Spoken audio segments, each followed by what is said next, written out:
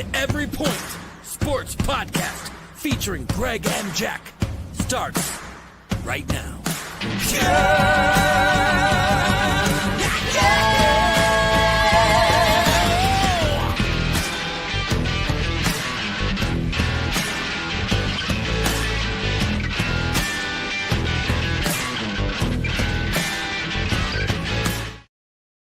Oh, welcome in everyone to the Every Point Sports Podcast. I am Jack Stash. We've got the OldGamerGK Greg with us today. How are we feeling, Greg? Oh, we're doing great. We're doing great. We got a couple good games on the docket this week. I know Jack knows, and you guys that follow us anywhere on Facebook or anything like that, or even watch the podcast, knows how much I killed it last week. It's been great. Listen, I'm very open with my bets on what I do. I do very small bets. But if you guys even doubled what I do, which is $5 bets, you guys freaking made a killing. Because I made a killing last week. That means you guys made a killing last week. I was so stoked. I had to text Jack. I text Jack so many times last week. Yeah, and you did. We don't text each other too much. Maybe once or twice on a Sunday after the podcast during the games. But not too much. Guys, this is the second time this year that I pretty much went undefeated over the weekend. Yeah, they were great. It's crazy. So you know what that means? You guys need to listen. And we got something new over here. Where is it at? Right up here. Is that a QR code? Little QR code. All right. Scan that. Takes you right to the OldGamerGK, and you can catch every podcast on there, along with other stuff, gaming videos, card rip videos, and stuff. Speaking of gaming videos, then we'll jump back on the sports. 2 days straight, I have put in probably almost 24 hours into this new game, Arc Raiders. Me, my buddy Nick, and my buddy Clamps. I'm hooked. 24 hours and 2 days I put in on this game.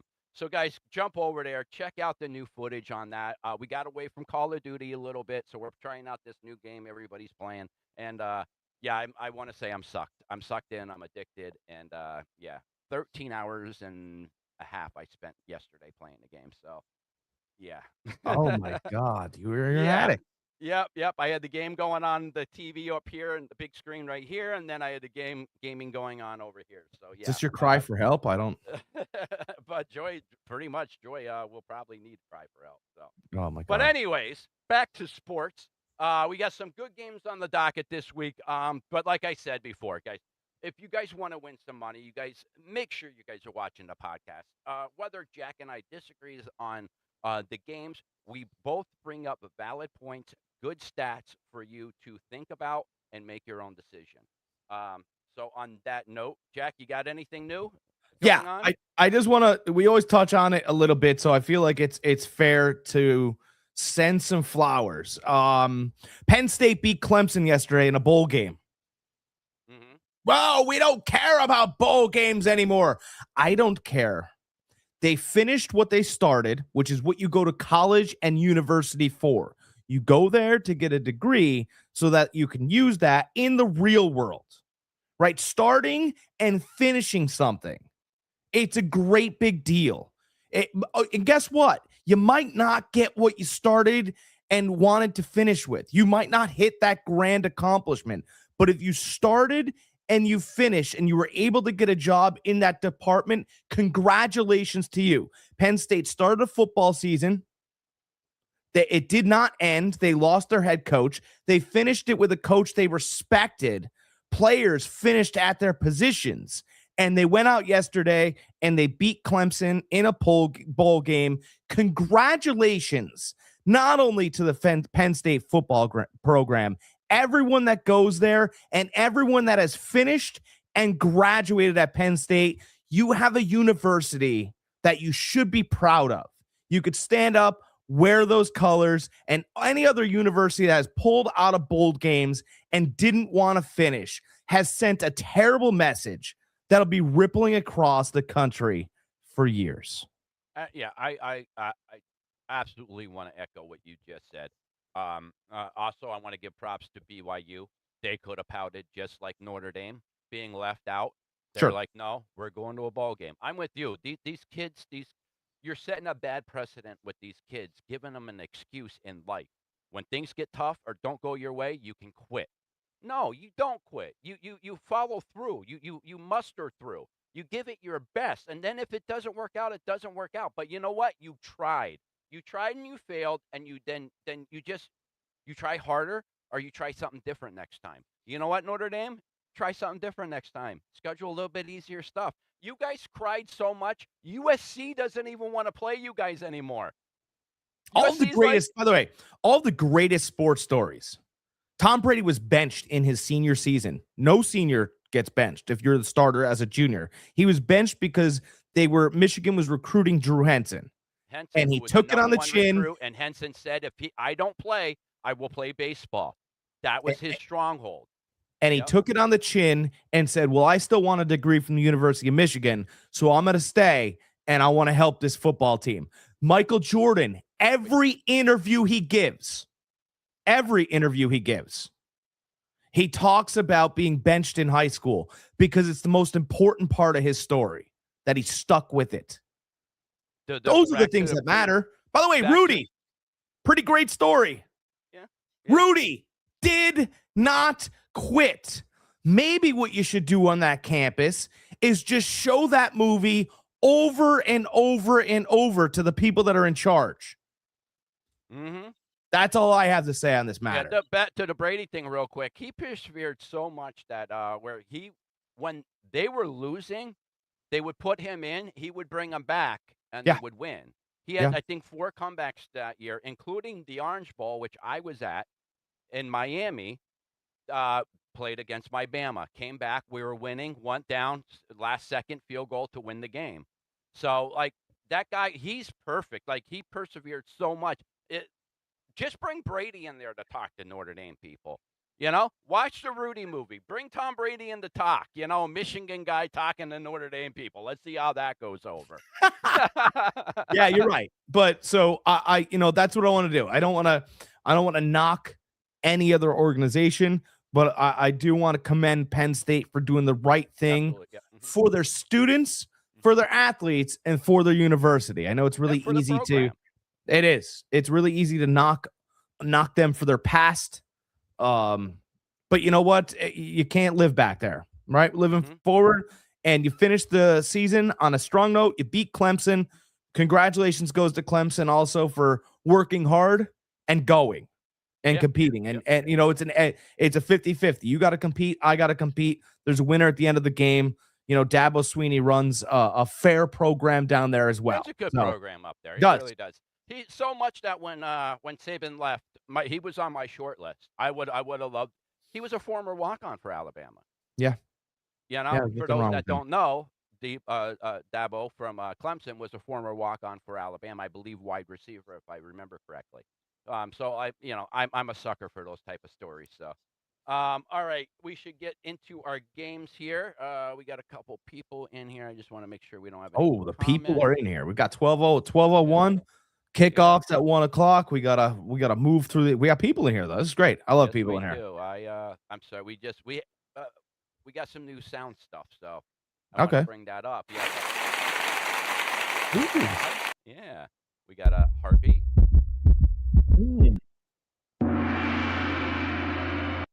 And this is what I want to do for Jack's crazy rants right before he does them.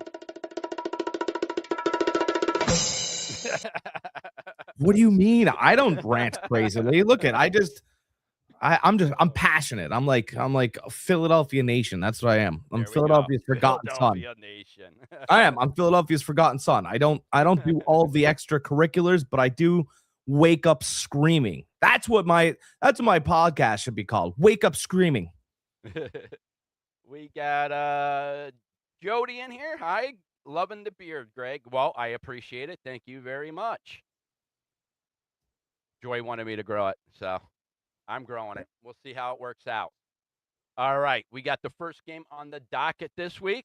Jack, we got Pittsburgh Steelers at the Cleveland Browns. Pittsburgh is giving 4.5. Over under is 35.5. Pittsburgh, its money lines at -218.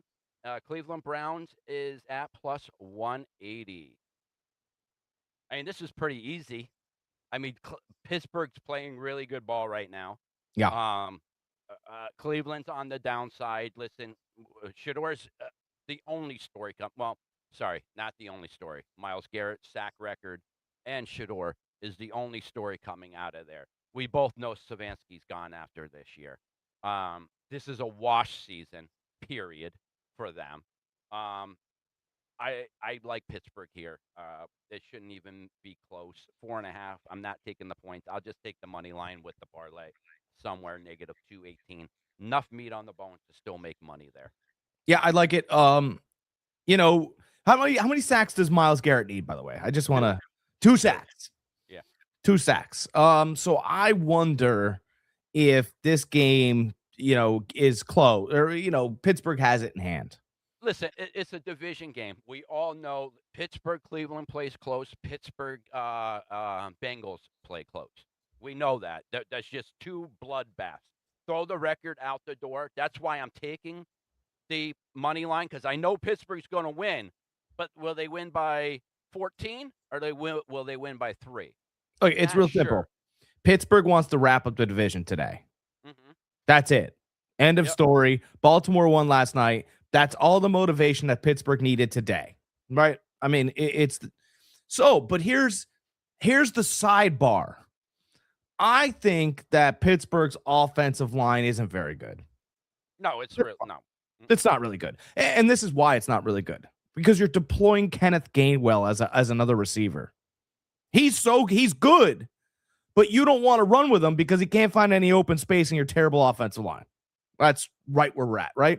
Arthur Smith is running 4 end-arounds a game to Jonnu Smith, right? His forgotten son. So I believe that, I think that Pittsburgh is going to win the game, but I also believe that Myles Garrett could have 2 sacks in the first half. And I know how much you love the fact that Brett Favre let Michael Strahan have it. Oh, I can't stand that. I know.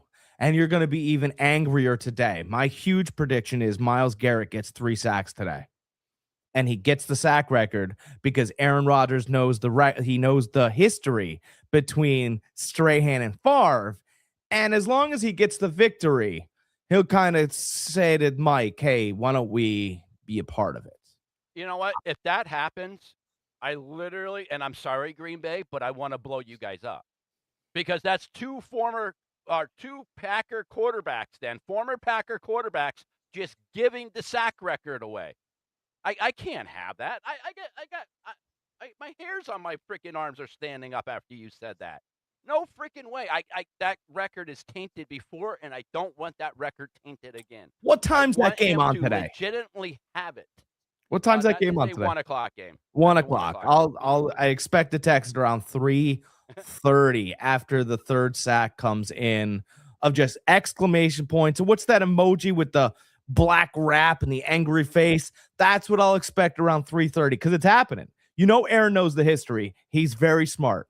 And he's gonna lay down and then he's gonna talk about it after the game, and it's gonna be this big spectacle, and it's gonna happen. I hope not. I know. I hope not. I want this record to be legit. It'll help though. Your beard will grow out even fuller. You'll just be like this. Gray. You won't be able to see it on camera. You'll be walking around with this big robust beard going, all right, I grew it out. I got so angry. I made that hair come out of my face. Pittsburgh wins on the money line, despite the sack record being broken today. Next, we got the Seattle Seahawks at the Carolina Panthers. Seattle is giving 6.5. Over-under is 42.5. Seattle's giving, money line for Seattle is a negative 305. Money line for the Panthers is plus 245. This is one of my upsets of the week. I'm not saying Carolina is going to win, but I'm taking the 6.5 points.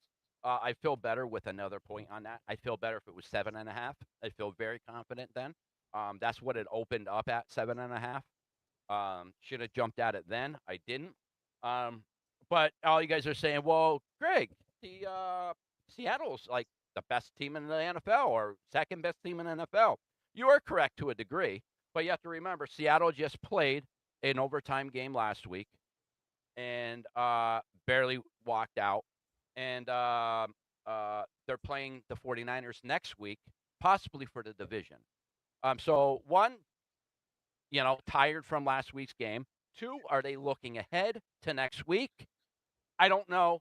I'm just saying this could very well be a trap game for Seattle if you think about those two things I just said. But I'm not even going that route where I think where I'm taking the money line on the Panthers, even though I think the Panthers could walk out with this with a victory.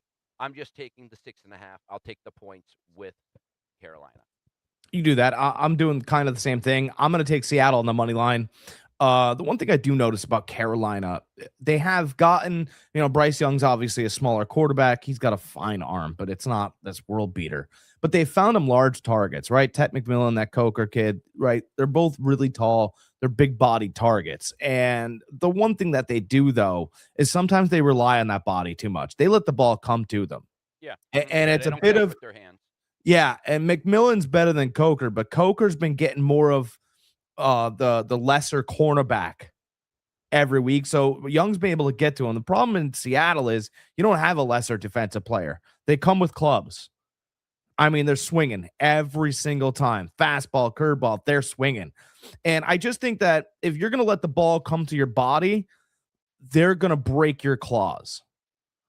Seattle's literally going to punch down, slam down. I mean, that's the type of defense that McDonald deploys out there in Seattle. Obviously, if you guys have watched the podcast, I said he was the defense coordinator in Baltimore for years. And obviously Baltimore's defense hasn't been as good without him. But Seattle, tick, tick, tick, their defense has looked very good. And, Sam Darnold's done exactly what he's done last year. I just think Carolina's too young for this spot. I do. I understand the points. That's fine. But I'll take Seattle here on the money line. I think they are looking to next week, but there only is a next week if they win today. That's kind of the position they're in, right? So it's like do or die. What spot do you want to win? Do you want to win the division? Because you got a chance here. But if you lose to this team, there's no shot. I mean, San Francisco, you're in the wild card and you're playing all these games. If you win today for Seattle, you're playing for the division next week, but you're definitely in the playoffs. Winning, you're in. So I just think they're going to win this week. And we have that leads us to some other previews on games we have. Yeah, Carolina also is playing for the division also. And they're at home. They play a lot better at home than on the road. We both talked about that briefly a couple podcasts ago. We compared them to early Cleveland team. So like I said, I'm not saying it. I'm not saying Seattle's going to lose here, but I wouldn't be surprised if it happened. I would love if the line opened at 3. Mm-hmm. Yeah, I mean, it opened at 7.5, and it dropped to 6.5. I loved it at 7.5. Loved it at 7.5, and I should have jumped at it. My whole thing is that if it opened at 3, I'd be more apt to sit here and go, all right, Greg, well, you know what? Let's really dig here. 7, 7.5, 6.5. That's still telling me that Seattle's got the team to beat this team by a field goal. Well, to me, it means that that the Sharks they still love Seattle this year. Yeah. They think they're a strong team. Yeah. And they still think it's the same old Panthers. And I don't see the same old Panthers. I see a different Panthers team. I see a different Bryce Young team. I see a little bit more mature Bryce Young team. A guy that's throwing into his spots again. That was one good thing about him at Alabama. And Tua too. They were like Brock Purdy. They were great anticipatory throwers of the ball. Mm-hmm. They threw it to a spot. They knew where a receiver was going to be. And I didn't see that with Bryce Young when he came in an NFL. It's almost like, he was looking for that open wide receiver and try to hit him right in the hands instead of throwing it to a spot. And I think he's throwing it to a spot again. You're starting to see that come back to him. A little bit more accuracy coming. And it doesn't help, or it doesn't help. It helps dramatically when you have that dwelling back there running the ball. Mm-hmm. Yeah. He's listen. Cowboys should never let him walk. He's playing hell of a game or hell of a season this year when they're rushing the ball. I believe one of the stats when they played the 49ers, when he rushes the ball 10 or more times, they were like 5-0 or something at that point, 4-0. So I mean, Rico Dowdle's like, don't pay me that. Dowdles. Yeah, Dowdles. But he's like they say did this surprise you? They asked him plenty of times if his play this season had surprised him, and he said no. He go, I wanted to be in Dallas. They didn't want to pay me. He's like, Yeah. so I'll take jobs somewhere else. Mm-hmm. And it's been a nice combination too between him carrying mid-season and now Hubbard having a little bit extra gas. I do like the team. I just feel like they're a great story heading to next year. Mm-hmm. See, that's how I felt last year. They rattled off like 3-4 wins at the end of the year. They were like, all right, we should be better this year. And they had some hiccups in the beginning of the season, and now they're starting to play the way that we thought they were going to play in the beginning of the season. They're starting to play. And listen, that wide receiver that they drafted, McMillan, right? Yeah. McMillan. Yeah. Yep. Listen, that guy is making all the difference. What you could see it when Bryce Young needs it, he's going to him. Yeah. Not afraid of big moments. Not afraid of big moments. Yeah, that's two big players out of Arizona this year. Yeah. Bill All right, next. and Tet. What's that? Bill and Tet. Yeah. All right, next we got the Jacksonville Jaguars at the Indianapolis Colts. Jags are giving 3.5. Over under is 48.5. Jags are negative 225 money line, and the Colts are at plus 185 money line. I'm actually surprised this isn't more towards 5.5, 6 points. So this is just showing me that they still think that the Colts can do something. Listen, Rivers is a great story, awesome story. It's just not going to cut it. I like the Jags here. Jags have been playing inspired football this year. That coach has them playing lights out. And I think one of the people that's missing him the most in an NFL is your boy Baker. Missing him so bad. Can't say enough about Cohen is his name? Yeah, Liam Cohen. Liam Cohen. Can't say enough about the job he's doing. Listen, he took a quarterback to where Jack didn't even think he belonged in the NFL last year, all right? To where he's playing to a Pro Bowl level right now. You know? Yeah, Trevor Lawrence played great.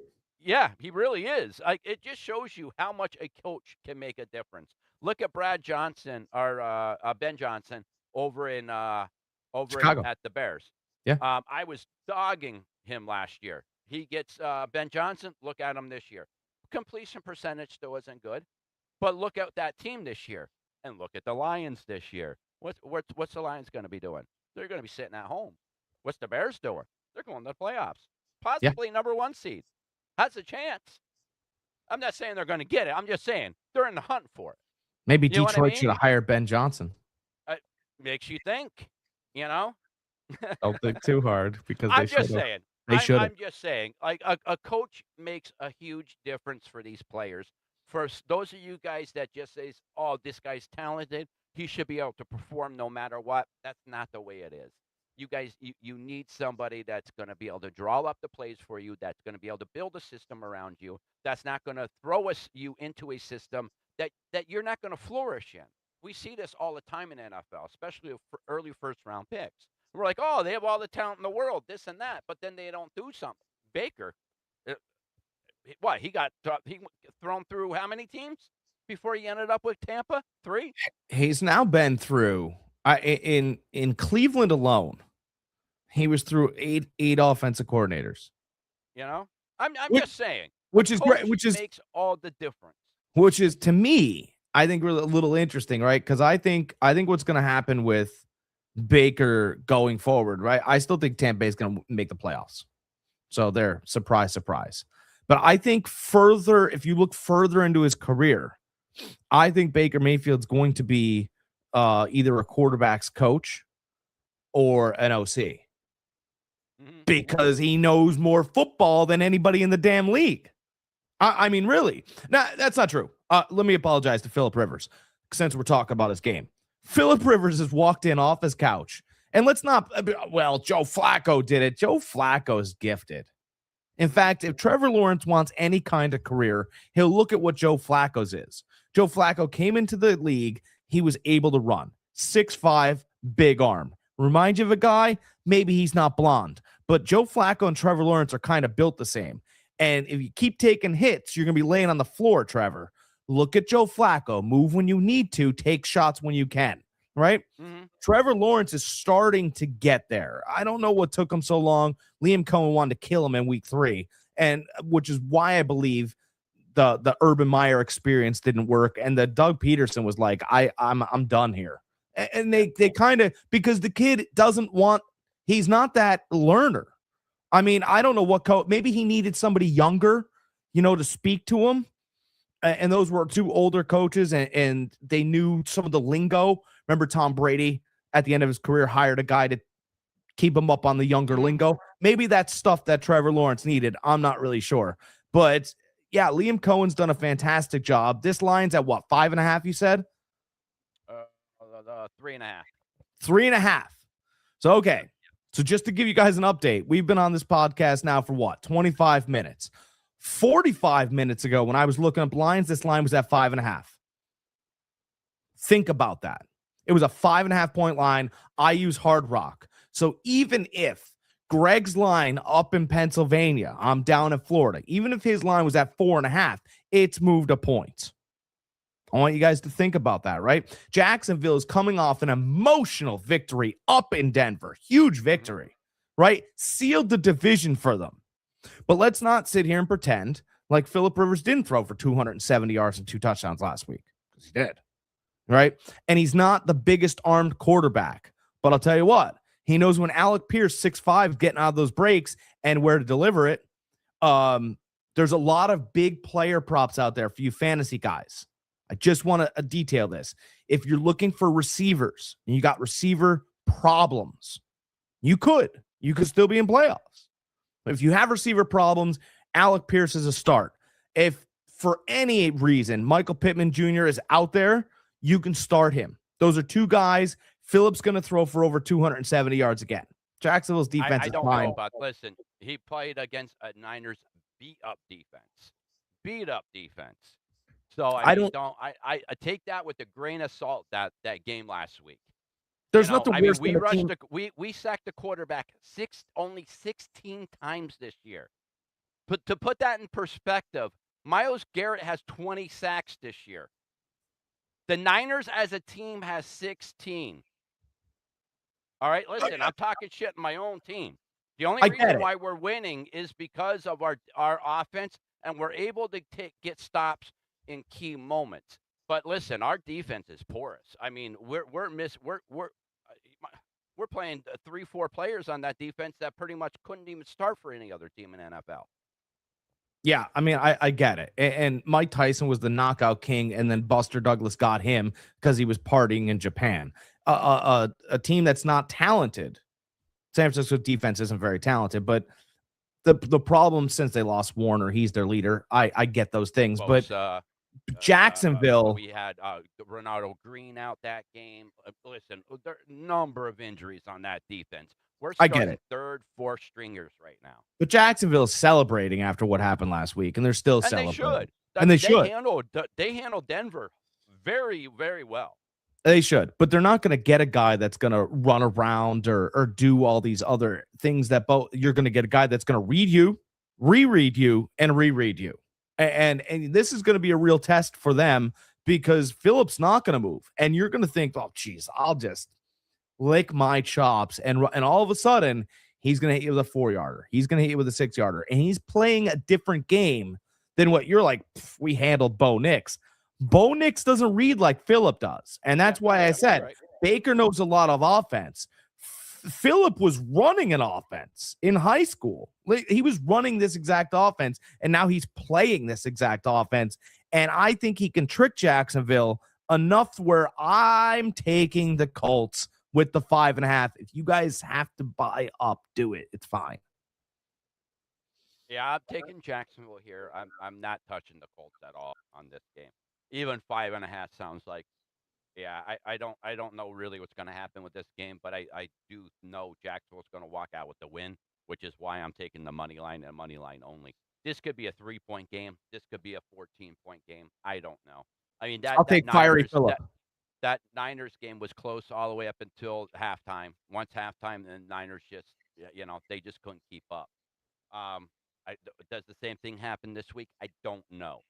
So that's why I'm just taking the Jacksonville on the money line, and I'm leaving it at that. Not getting cute with this game. All right. Jack likes the points. I like Jacksonville on the money line. So Jack likes the Colts with the points. Yeah. Next, we got the Patriots at the Jets. Patriots are giving 13.5. Over under is 42.5. Patriots are at negative 1,000 money line. Jets are at plus 650 money line. This game, there's nothing there for us to even, no meat on the bones here. Money line 1,000, not touching it. I'm not touching 13.5 points. I don't care if the Patriots did lose last week to the Bills after having, what, a 21-point lead? Yeah. Sour taste in their mouth. Fact of the matter is, it's a division game. Patriots, Jets. Jets have looked like crap, and other times they look like they could beat a team. We said that about the Dolphins. I thought the Dolphins, they would beat the Dolphins. They ended up getting smoked by them. So on that note, I'm not touching this game. Patriots, money line, 1,000. I mean, nothing there on nothing. I think Patriots are going to win. That's all I got for this game. If you want to have some fun, and we do oftentimes on the podcast, right? We like to have some fun. Look, I think that this spread should probably be around 11, 12 if the Jets were going to show up and play. Mm-hmm. But the Jets haven't showed up and played. They haven't showed up and given any heart.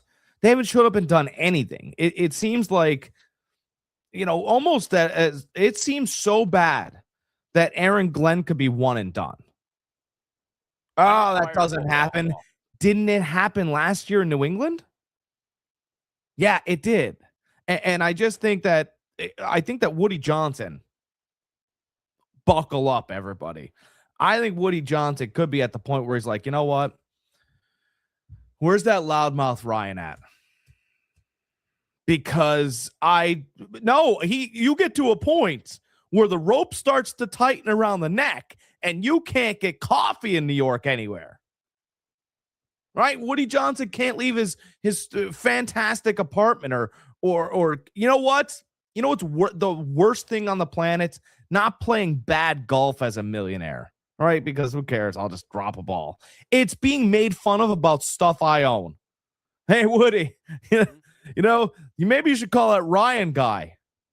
And they just make fun of every decision he's made after Rex Ryan was there. And I'm going to tell you, Rex Ryan wants the coach. He wanted to coach that team before they hired Glenn. Right. He even on ESPN, he was pounding the table for it. And I do think you're starting to get there. You got to at least sit there and go, look, maybe me and Rex had some differences. He could find 6 wins. Mm-hmm. Right? Maybe me and Rex had some differences, but would he have gotten better out of Justin Fields or not played him at all? And as long as we're being honest, Tyrod's his guy. So I just think that the Jets are going to get crushed. I think this is going to look like a preseason game. That's my gut feeling. And I don't care who New England runs out there. I think New England could win this game like 38-13. And if that's enough points, then that's enough points. But I really the Jets got smoked by the Saints. Mm-hmm. And I got to believe at this point, Vrabel started the press conference going, these are the guys that aren't playing. And he rattled them right down. They're not playing. So don't look for them. Don't ask me about them. I think that we have enough talent to walk out there and smash this team with my other players. By the way, I think Vrabel's smart enough to tell that his backups that this is a job interview for next season. This is a meaningful game. We want to win. Treat these last 2 weeks for like preseason next year.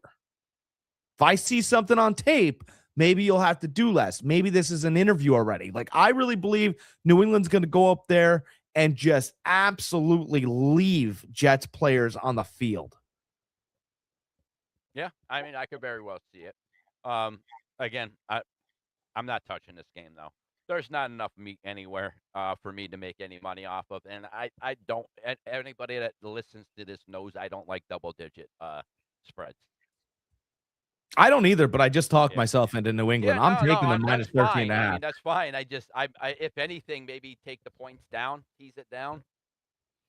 Be careful, guys. My mouth runs wild. Possibility. I'm all right, serious. next. I run wild. Next, we got the Tampa Bay Buccaneers at the Miami Dolphins. Bucks are giving 5.5. Over under is 44.5. Bucks are negative 250 money line. Miami is at plus 205 money line. Let's see here. We've seen what the Ewers experiment did last week for them. Not much, you know. Hold on. For Let's Miami, pause I'm this. talking about. Just for all the Miami fans out there, because I have them, in my inner circle right down here in Florida, right? Did Ewers before the game, Quinn ew. I mean, it's easy to write that name terribly in a newspaper. Ew. Did Quinn Ewers even look like a football player? Before he put the pads on, he looked like a double-A baseball player. I went, oh, the pitcher for the Toledo Mudhens? No, that's what he looked like to me. He didn't look like if he was in a mall in Miami, would you go, oh, Quinn Ewers? No. He didn't. He struck me as a double-A baseball player that, would carry the pack around and, yeah, we're going to hit some balls today. Like a coach. Maybe he'd be a coach. He doesn't look like a football player. And Mike McDaniels put him in there, and I believe that they were kind of getting him ready the weeks prior to try to give him a fair look. And you're going to get him again today, and it's not going to look any better. I mean, you're not going to get a Malik Willis performance. I mean, God, you're not even going to get a performance like the Vikings quarterback gave you, which was a little bit better than the week before. I don't see it in yours. Tampa's really playing for something. McDaniel's just trying to prove that team competent and keep this a little tight for a minute. But to give Tampa -5 on the road is really interesting to me because they haven't played. How beat up they are. Well, let's get rid of the fact that they're really beat up. They haven't tackled another opposing player in 6 weeks. That's why they lost. Yeah, Baker threw that interception. Brother, they didn't tackle anyone. Mm-hmm. Baker can't tackle, too. He's got an oblique problem. I mean, so, I understand that Carolina beat them, but that defense has been porous. Mm-hmm. Miami, though, is going to be what gets you right because Quinn Ewers might throw a pass that they don't that plays right into a defender. Yeah, and then last week, no touchdowns. And then you hear one, right? You hear a smash, and then all of a sudden you're like, hey, you almost remember, right? You walk into, Greg, we talk about this all the time. People return to restaurants that they had great times at, smell, the atmosphere, the aura, right? If you miss 4 tackles in back-to-back weeks, you start looking around going, I mean, can I tackle anymore? I mean, it starts to creep in. And Tampa's, I saw 4 guys try to tackle one man last week. Missed them. And I went, oh, my God, they're dead. I don't care. Baker Mayfield threw that interception at the end. That's because him and Mike Evans haven't done anything passing-wise besides, their newborns back and forth. I mean, that's really what the only passing and receiving that's happened has been between the Mayfields and Evans at Christmas giving and child giving time. Okay, so they weren't on the same page.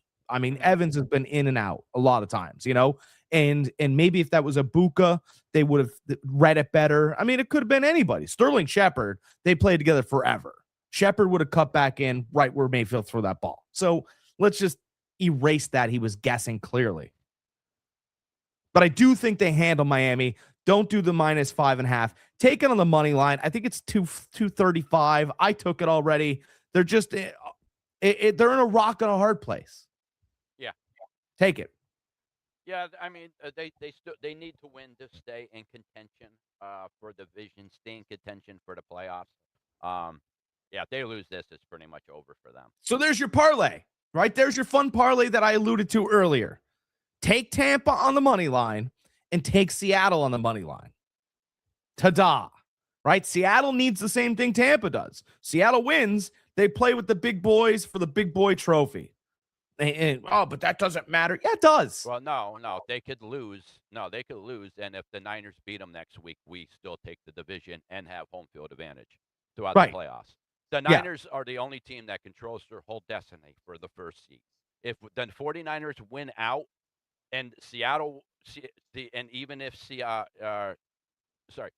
even if they can't win out because of course they're playing us, but if 49ers win out, we win the division, we win the number 1 seed.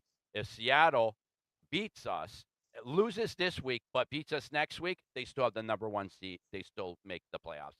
They still win the division. Well, So I they still could think technically drop this game and still be all right as long as they beat us next week. I just got a feeling that Carolina's kind of looking ahead. And I do believe that and do not.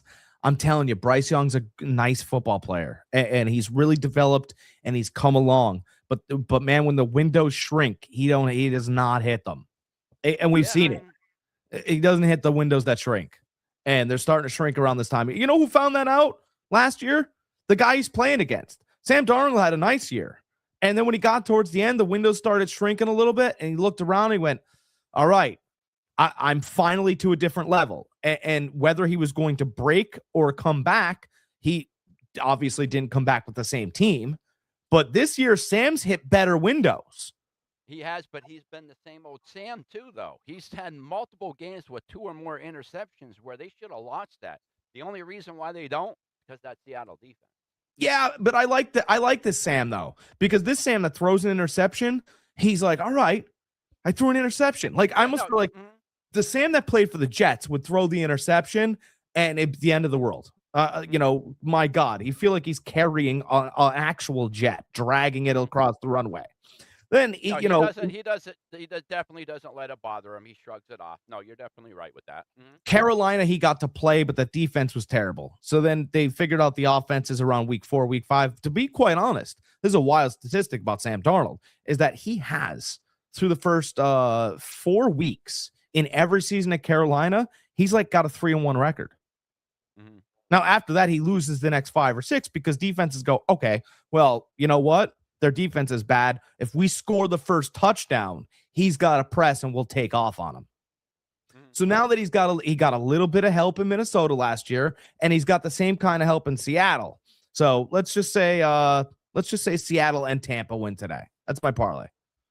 Gotcha. I'm not sold on Seattle like you are right now. I'm just not. I just have a feeling. I just have a gut feeling. I'm staying away from that. I told you before I'm taking the points on that game, but I'm not. I'm staying away from that money line for that. I just have a feeling about Seattle. Okay. Let's see here.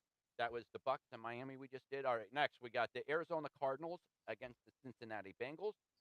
Cardinals are getting 7 points. Over/under is 52.5. Money line plus 275 for the Cardinals, negative 345 for the Bengals. I mean, this should pretty much be easy. Bengals, like they're not playing for anything. Arizona's not playing for anything. But it's at Cincinnati, cold weather. Joe Burrow's playing. Jamar Chase is playing. Higgins is playing. Kind of hard to pick against that. Yeah, I mean, it's an easy win, really. You want an easy one? Take Cincinnati. I'm a little excited for Arizona, though. I hope that Gannon gets a chance to take the quarterback that he likes. I do, too. I hope so, too. Well, no. To be honest, I hope they choke as always. Because I talked about it last year. I like what Gannon is as a coach. He wants to run. He wants to turn Arizona into a physical team. Right? He cares about how the metrics of football. He cares about how it works. So I think that's important. The other thing I like, if he could find himself a quarterback like a Will Levis. Will Levis is always in the gym. We never disputed that. And if he's always in the gym and he finds a guy who wants to run the ball and have an offensive line, Will Levis played in college for teams like that, Kentucky and Penn State. Wanted to control the line of scrimmage, move out from there. Levis's biceps ripple. He's in the gym. He doesn't have a game controller in his hand. So you get a quarterback like that you can, begin a reclamation project with. I think you could find some success. Mm-hmm. Yeah, I mean, it very well could be a possibility. They do need a quarterback down there. We all know Kyler Murray is not the answer. Out of the league. Yeah. He's out of the league. I don't know if he's going to be out of the league, but he might be out of the league in 5 years. Maybe he might become a professional Call of Duty player. Who knows? Who would sign him? I mean, God, who Well, I would mean, the sign guy's him? still a talent. I mean, everybody said that also about Mac Jones. They said that about Sam Darnold. Who would sign them? These guys are garbage. They get in the right system. They get a resurgence of their career. Like I would not be upset if the Niners ended up getting like a second round pick for Mac Jones, and we signed Kyler Murray as a backup because Kyle Shanahan has a track record of bringing these guys in and them succeeding as they didn't succeed in other places. Same thing with O'Connell. Like if he would go there as a backup, I wouldn't see a problem. But then if he say he signs with the Jets, I'd be like, oh no, no, same old Kyler Murray. They're going to be garbage. You know what I mean? If he gets in the right system, maybe I'll give him the benefit of the doubt. He goes into a place like Miami, Jets. What's another team? The Raiders. I have no confidence in him. Yeah, the only thing, like all those guys that you mentioned, right? Like we always kind of thought Darnold cared about football, right? With all these other, Mac Jones cares about football, right? Kyler Murray, the talent used to outshine if that the fact that he didn't care. Now you're sitting there going, dude, he doesn't care, and now the defenses are running. They found a DN that runs a 4-3 now, so it kind of catches up to him and shifts him back to the middle of the field. Like they figured out this running quarterback. And if that's all you are, that's why you need somebody like a Kyle Shanahan or O'Connell or O'Connell, something like that. A coach or a coordinator, a Cohen, somebody that can build a system around him to where he's not running, or if he is running, he has multiple options when he is running. I don't think he's very vocal either. I think he's an introvert, which I don't think helps him. No, I totally agree. He comes across like that, very soft spoken. So let's talk about another quarterback that enjoys Call of Duty. Just quickly. Josh Allen enjoys Call of Duty. Mm-hmm. And in fact, he used it as a team building tool. When Stephon Diggs got there, right, he had to pass all these, and they couldn't meet up and hang out and all these other things, right? This was what? COVID, actually. COVID, yeah. Mm-hmm. Yeah. So they couldn't hang out. But he heard that Stephon Diggs loved Call of Duty. So he thought that if they could join and be teammates on Call of Duty, that their communication would at least be down. They would know each other. That when they got to meet each other and play on the field and stuff like that, that they could kind of harness what they learned on Call of Duty and use it going forward. And guess what? It worked. It worked. It did work. He was great for 3 years, started to get banged up, and then obviously he's doing fine in New England this year, right? I mean, not as many touchdowns as you want, but he's probably going to be staring at 1,000-yard season. Mm-hmm. So my point is that if you use the thing that you love as a team-building tool for others, great. If you use it to escape others, you'll fail. Mm-hmm. So all right. I think that Call of Duty can work, not the way he uses it. Like he could play with coaches. That way coaches got to understand what he would think in the heat of battle. But he doesn't do that. He uses it and hides in his room and whatever in the dark, or I don't know how he does it, but it doesn't work. I believe he streams if I remember correctly. Oh, so he picks on 12-year-olds after he got so much slack. Picks on 12-year-olds in their mother's basement. Great. Get rid of them. They pick back, so you have to pick at them too. Oh my God. What's next? I get so much trash talk to me by these kids, it's ridiculous. Like it doesn't even sound like, excuse me, that their balls even dropped yet, and they're talking shit to you, like stuff that your mom would roll over in her grave listening to. Like, are you kidding me? They just said that to you? Yeah, I'd be like, meet me in the park. I'll kill you. Yeah, here's my address. Come find me. All Do you right, like next. scary movies? Next, we got the New Orleans Saints at the Tennessee Titans. Saints is giving 1.5. Over under is 39.5. Saints is money line's -122. Tennessee's at +102. This could be definitely a very interesting game. That it's 1.5 is pretty crazy. especially with how the Saints has looked the last 2 weeks. Yeah. Um,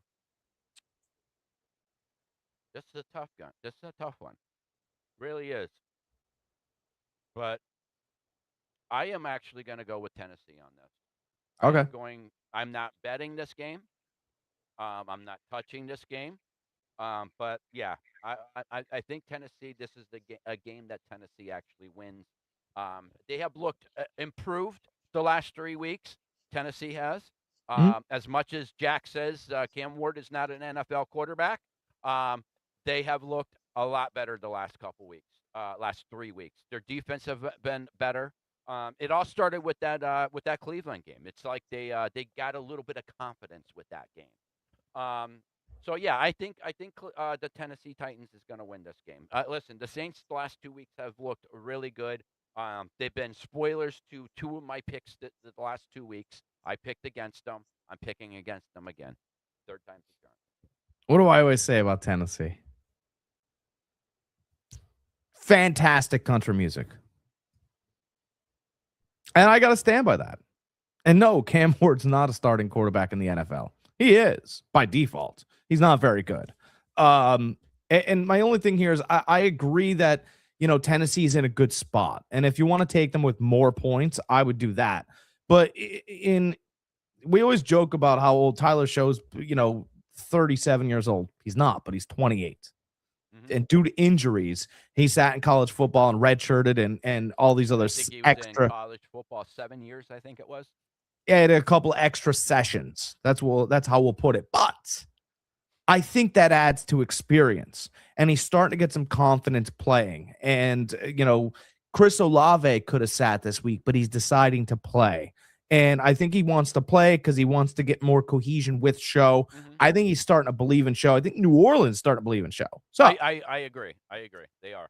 And I think that being 20, if he was 23 or 24 and had all this extra athleticism and didn't go through the ups and downs of injuries, I think he'd sit there and go, well, this is just a regular game and we can drop this one and see what next season starts to look like. But I think the 28-year-old knows the time, the sand in the bottle is starting to drain out. And if he can win as many games as possible, it'll solidify his spot for next year. I think he gets it anyway. But I just think that he's more experienced and he's a smarter, better quarterback than Cam Ward. Not more athletic, but I think he's a smarter, better quarterback. And the balls he's been throwing over the past couple weeks, he barely looks like he's trying and it flies out of his arm. That's something we can all admit. The eye test is passed. Mm-hmm.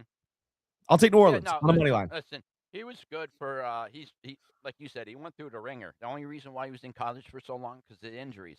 The fact of the matter is that he was a very good quarterback in college, and that was the reason why he kept getting chances upon chances upon chances, and he just so happened, just injury bug over and over and over, just bad luck. When he's healthy, I believe that he is going to be a good quarterback for you. If I am the Saints with that injury history, it's something that I'd be very scared moving forward. But as far as 1-2 games this year, looking through an eyeglass, listen, the guy's been playing very good the last couple weeks. Since he's gotten his shot, he's gotten better and better and better. I just think this is one of those games that they drop. Little confidence, getting better, little bit bigger head, running into Tennessee, who's playing a little bit better ball. Listen, both of these teams are horrible.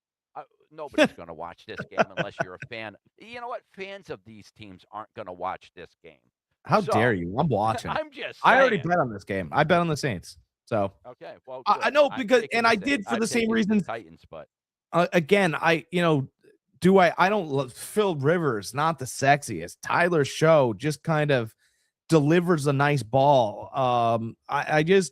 I think Cam Ward's going to need to get to the offseason to see what the mistakes look like because I do believe, and again, awesome athlete, great arm, but he doesn't anticipate. And without the anticipation, as Greg says, that's what the NFL is. It's an anticipation league. It's a guessing league, For instance, the guy we were talking about earlier, Baker Mayfield guessed wrong last week. Everybody went, wow, what a terrible interception. Actually, it would have been a great throw if he guessed correctly. But on that choice route, it was a wrong guess. very sorely, but I mean, if you looked at the ball how it was thrown, perfect spiral, very fast, great spot, bad guess. So you have to be able to anticipate. And Cam Ward's waiting for the guy to get open and then throws it.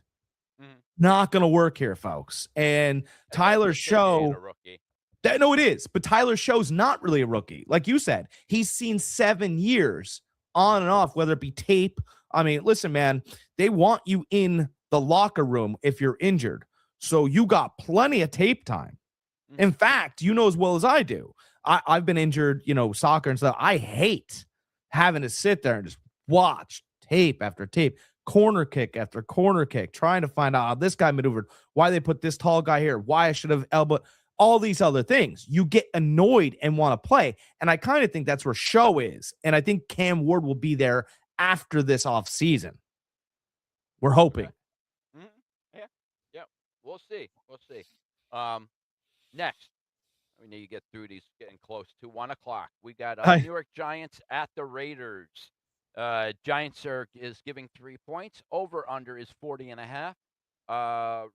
Giants are at negative 166. Raiders are at plus 140 money line. It's another tough game to pick. There's a few of them this week. I'm ultimately going to go with the Giants. I'm going to go with the young guys here. With Dart, again, I think he can do just enough to get by this game here. This is talk about one and done. I think one and done for Pete Carroll with the Raiders. I don't see him surviving after this year. They're abysmal team this year. Not even close. You and I thought that they would be something decent this year. We talked about it preseason. Getting Gentry as a running back. Pete Carroll likes to run the ball. You got Chip Kelly as the offensive coordinator. I forget who they brought in as a defensive coordinator, but it was another name. We thought it was going to be a pretty decent team. No, listen, they got a lot of holes to fill. Giants have a lot of holes to fill, but I think they found their quarterback. Or if they didn't find their quarterback, they found a quarterback for somebody else, and they'll take their quarterback this year. There's still a lot of debate whether they're going to keep Dart or go after the Indiana quarterback this year. We'll see, but I like the Giants this game. See if I can work this bridge. So remember when remember a long time ago when it was the Big East college basketball? I mean, it was the big, you would say, Sarah, right? All the UConn, Georgetown. It was the Big East. And you had two big players when I was growing up was Ray Allen and Allen Iverson. There, I've dated myself. But they were awesome players, right? And I'm using this, right? Ray Allen, when he got to the league, was on the Milwaukee Bucks with Glenn Robinson, and he was Batman some nights and he was Robin other nights. As he got older, he was just this Robin sharpshooter player. Ray Allen worked everywhere. In Boston, in Miami. Ray Allen, you needed him, he was going to give you that special what he offered to the table. Allen Iverson worked in Philadelphia. End of story. He either worked or did not. He could not play Robin whatsoever. My point is here, Chip Kelly either works or does not. Oh, absolutely. It's insane. It's uncanny. At Ohio State, worked. Oregon, wow, worked. Philadelphia, what? It worked. He was 10-win seasons.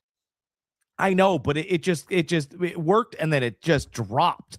San Francisco, woof, right? Horrible. Yep. Just horrible. And you've heard awful stories about when it doesn't work either. And I believe all of the stories. I believe the good stories and the bad stories. Chip Kelly, unfortunately, works or doesn't work. I don't think it's Pete Carroll. I think Pete did the same thing that he did when he got out of college the first time. When he got out of college from USC to Seattle, right? He knew all the college talent. And I think this time he went, okay, I'm going to grab a guy that knows all the college talent. Chip Kelly's seen everybody. He's traveled everywhere. He knows everybody, right? So they went with their draft plan. Everybody got brought in, and he went, oh, shit. It was a total error on Pete Carroll to hire Chip Kelly. Chip Kelly did not work there. And Just like I kind of think it was an error, and I'm not a Brian Dable guy, but you finally got it right. I think New York finally paired his character, his moxie with players like him. Mm-hmm. And they started looking lively. And then they fired him. That didn't make much sense to me. You only fire Brian Dable if you don't like what he's done with the players that you've given him. You gave him Daniel Jones and Saquon Barkley. Not really guys that work with him, his personality. Mm-hmm. You know, Daniel Jones is very quiet. And we find out that Saquon Barkley is more of an artist than he is a running back. Mm-hmm. And so Jackson Dart and Scattaboo, both meatheads. Brian Dable, kind of the same type of guy. And you finally made a competitive team. And then you went, whoa, we're winning a lot here. We'll see you later, Brian. They fired him. And Jackson Dart needed him because he's played awful since you got rid of him. He wasn't ready to take on New York City. He wasn't ready to be a Giant. He needed the coaching. He needed the guy that interviewed him, the guy that brought him in, the guy that said, I'll take care of you.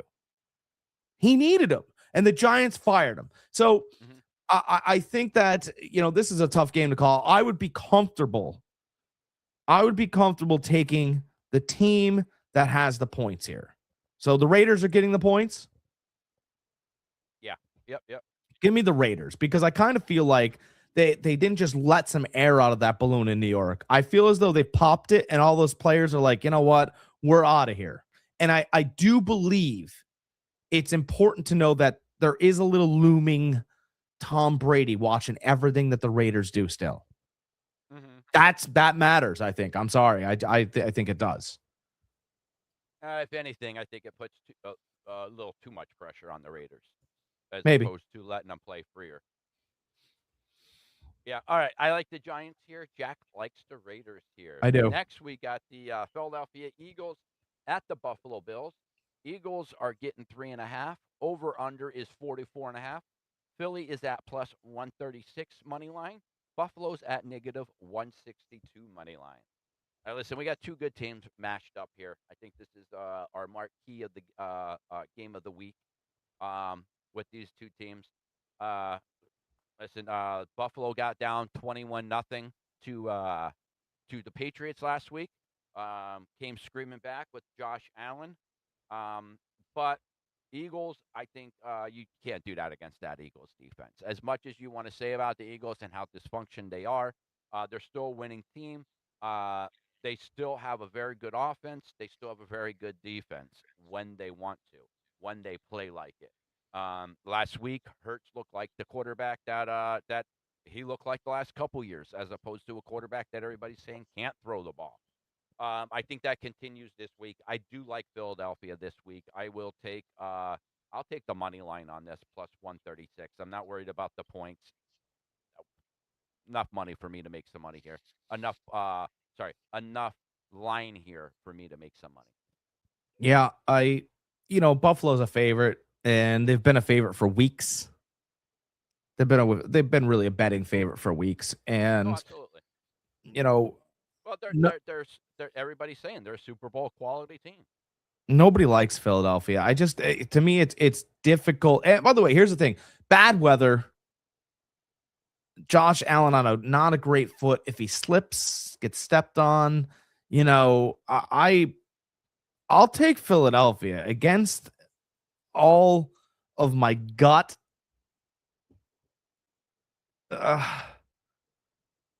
No, give me Buffalo. I switched. Okay.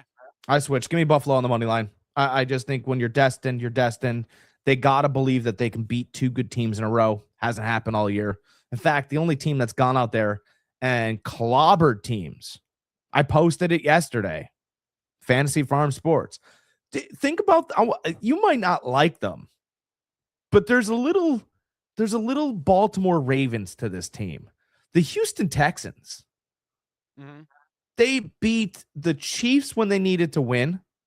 Weeks before that, when Buffalo was on a tear, they beat Buffalo. By the way, both games on the road. And then yesterday, Chargers. Goodbye. And people just, well, who's the best team in the AFC? Houston? Anybody? Mm-hmm. Very well could be Houston. Yeah, I You know, mean, with after that, that 0-3 start, they rattled off some good wins.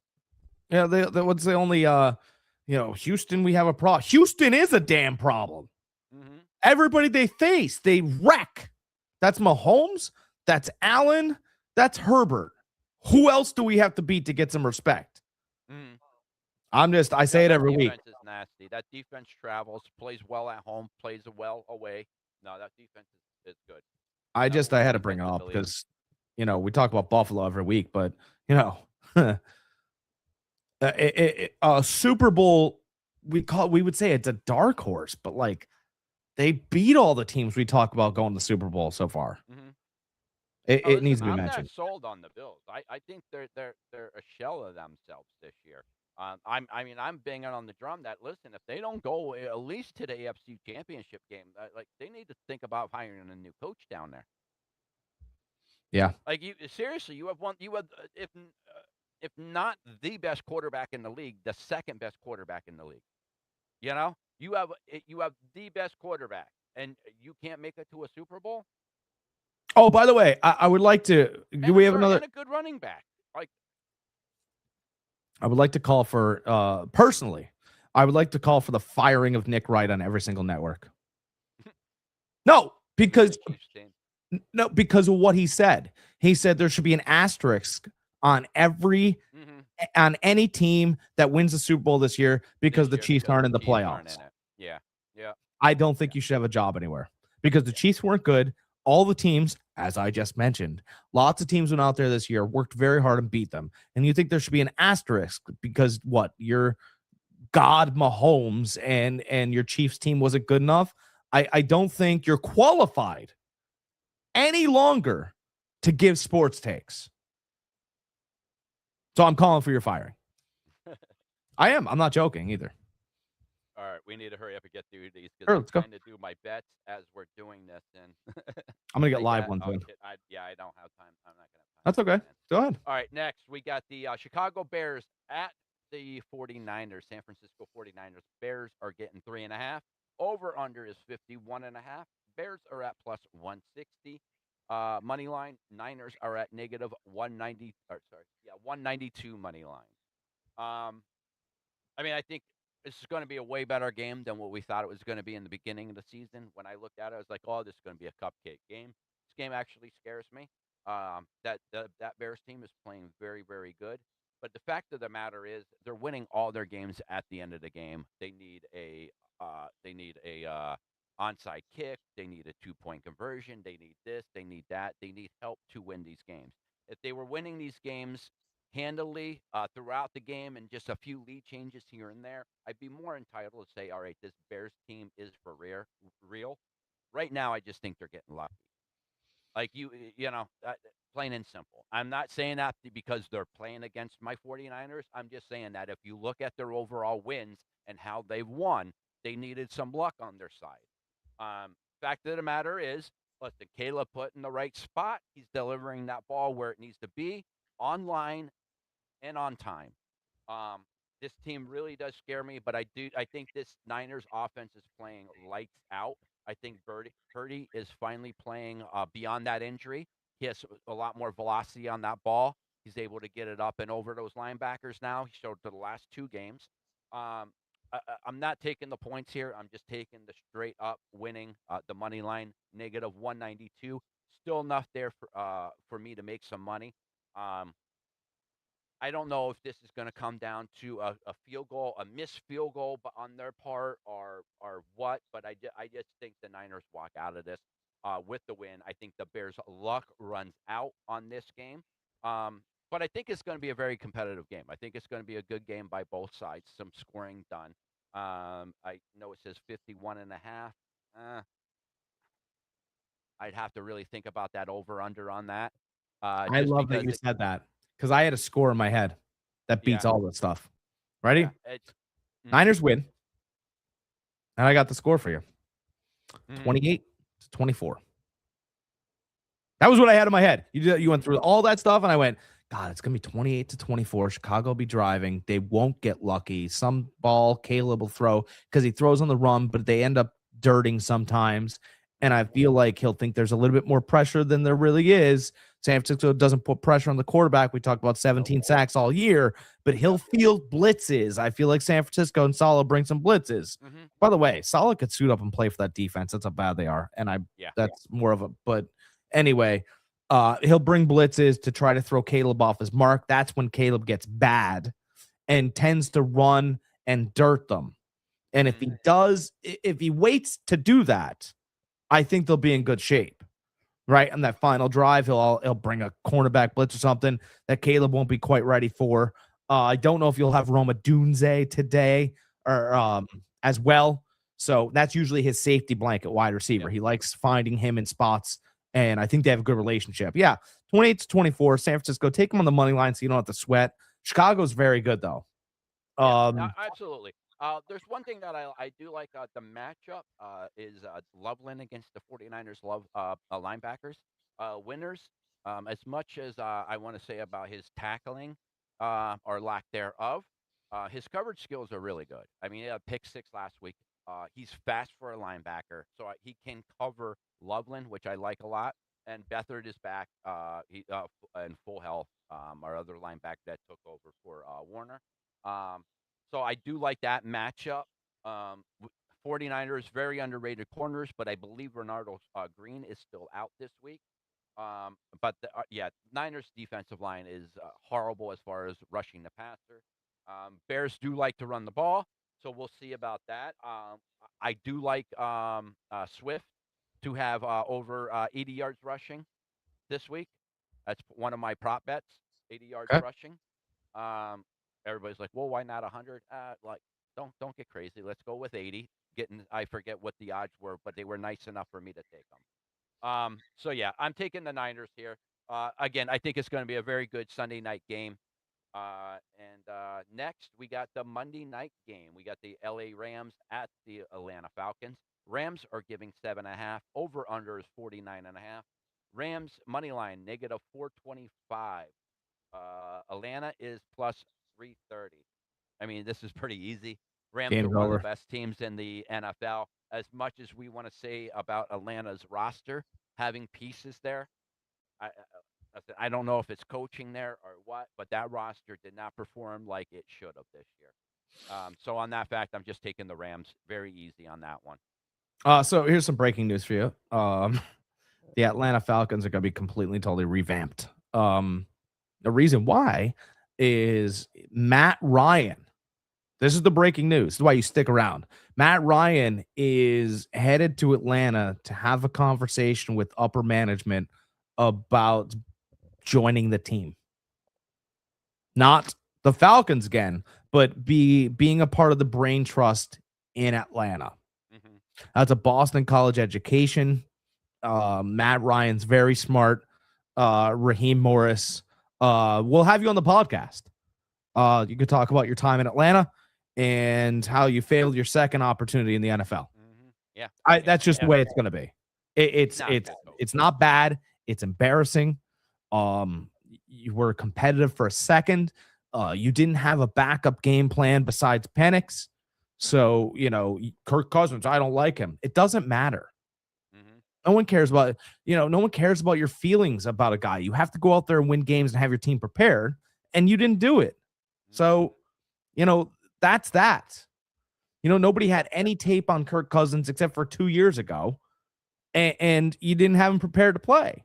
And then once you got him prepared to play, you started winning again. Well, whose fault is that? Kirk Cousins' fault? Nope, he wins. You lose. Raheem Morris is out. I can't wait for it. Matt Ryan will come in. They'll find a better coach.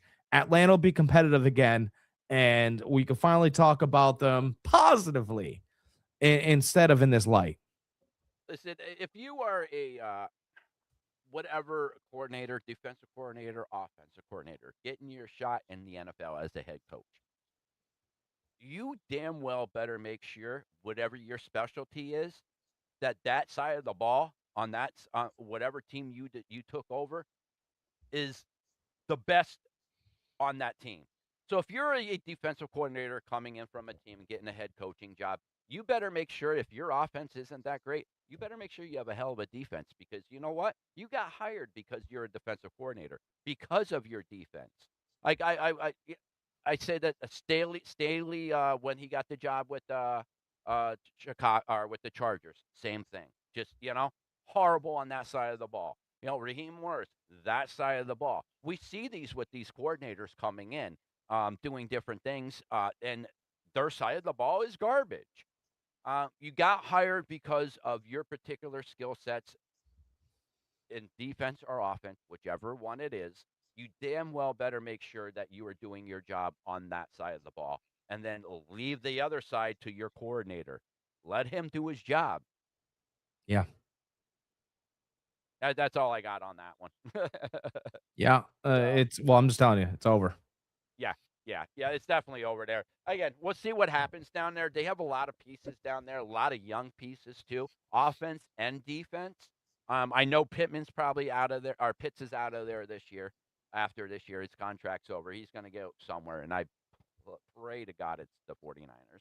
But we'll get to that in the offseason. I would love to see how Kyle Shanahan could come up with an offense having that particular guy in that tight end. Like, he's a physical freak. Like, we talked about it when he was coming out of college for Florida. Like, we thought he was going to be unreal. But It's unfortunately, he hasn't been with anybody that can untap his talent. the worst part about it is that to me, right? The worst part about Kyle Pitts is that teams still want him to be a tight end when he doesn't block. Mm-hmm. Like, when he came out of the combine, just quickly, he came out of the combine, he ran the tight end drills, he beat everybody because they were hilarious. And then he decided to show how great he was by running the wide receiver drills. And he came in second place in 90% of the drills. And he came in second place to Jamar Chase in wide receiver drills.